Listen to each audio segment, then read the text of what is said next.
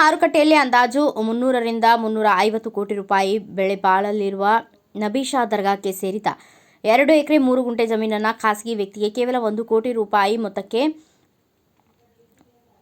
ಪರಭಾರೆ ಮಾಡಲಾಗಿತ್ತು. ಈ ಪ್ರಕ್ರಿಯೆಯಲ್ಲಿ ಕರ್ನಾಟಕ ರಾಜ್ಯ ವಕ್ಫ್ ಮಂಡಳಿಯ ಸಿಇಒ, ಅಧ್ಯಕ್ಷರು ಮತ್ತು ಸದಸ್ಯರು ಒಳಸಂಚು ರೂಪಿಸಿದ್ರು ಎಂದು ಸಿಐಡಿ ತನಿಖಾ ತಂಡವು ನ್ಯಾಯಾಲಯಕ್ಕೆ ತನಿಖಾ ವರದಿಯನ್ನು ಸಲ್ಲಿಸಿತ್ತು.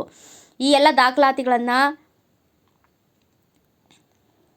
ಪರಿಶೀಲಿಸಲಾಗಿತ್ತು. 2 ಎಕರೆ 3 ಗುಂಟೆ ಜಮೀನು ನಬೀಶಾ ದರ್ಗಾಕ್ಕೆ ಸೇರಿದ ಎಂದು ಹಲವಾರು ದಾಖಲಾತಿಗಳು ಇದ್ದರೂ ಸಹ ಕರ್ನಾಟಕ ರಾಜ್ಯ ವಕ್ಫ್ ಮಂಡಳಿ ಅಂದಿನ ಸಿಇಒ, ಅಧ್ಯಕ್ಷರು ಮತ್ತು ಸಂಸದರು ಖಾಸಗಿ ವ್ಯಕ್ತಿ ಬವರಿಲಾಲ್ ಎಂಬುವರಿಗೆ 1 ಕೋಟಿ ರೂಪಾಯಿಗೂ ಪರಭಾರೆ ಮಾಡಿರುವುದನ್ನು ಸಿಐಡಿ ಅಧಿಕಾರಿಗಳು ಪತ್ತೆ ಹಚ್ಚಿದ್ದಾರೆ.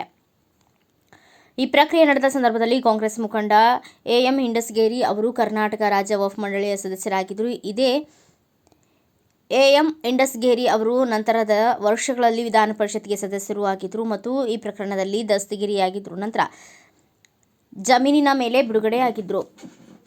ವಿಶೇಷವೇನೆಂದರೆ ನಬೀಶಾ ದರ್ಗಾಕ್ಕೆ 2 ಎಕರೆ 3 ಗುಂಟೆಯನ್ನು ಅತ್ಯಂತ ಕನಿಷ್ಠ ಮೊತ್ತವಾಗಿರುವ 1 ಕೋಟಿ ರೂಪಾಯಿಗೆ ಬರೆಸಿಕೊಂಡಿದ್ದ ಬವರಿಲಾಲ್ ಕುಟುಂಬವು ಈ ಜಮೀನನ್ನು ಮಾರಾಟ ಮಾಡಲು ಚರಿಷ್ಮಾ ಬಿಲ್ಡರ್ಸ್ನ ಸುಧೀರ್ ಶೆಟ್ಟಿ ಎಂಬುವರಿಗೆ ಸಾಮಾನ್ಯ ಮೊಕ್ತಯಾರ್ ಪತ್ರವನ್ನು ಮಾಡಿಕೊಟ್ಟಿತ್ತು. ನಂತರದ ದಿನಗಳಲ್ಲಿ ಇದೇ ಚರಿಷ್ಮಾ ಬಿಲ್ಡರ್ಸ್ನ ಸುಧೀರ್ ಶೆಟ್ಟಿ ಎಂಬುವರು ಚರಿಷ್ಮಾ ಬಿಲ್ಡರ್ಸ್ನ ನಿರ್ದೇಶಕರಲ್ಲಿ ಒಬ್ಬರಾಗಿದ್ದ ಮಿಥುಲ್ ಸುಧೀರ್ ಶೆಟ್ಟಿ ಅವರಿಗೆ 15.21 ಕೋಟಿಗೆ ಶುದ್ಧ ಕ್ರಯಪತ್ರ ಮಾಡಿಕೊಟ್ಟಿದ್ದರು.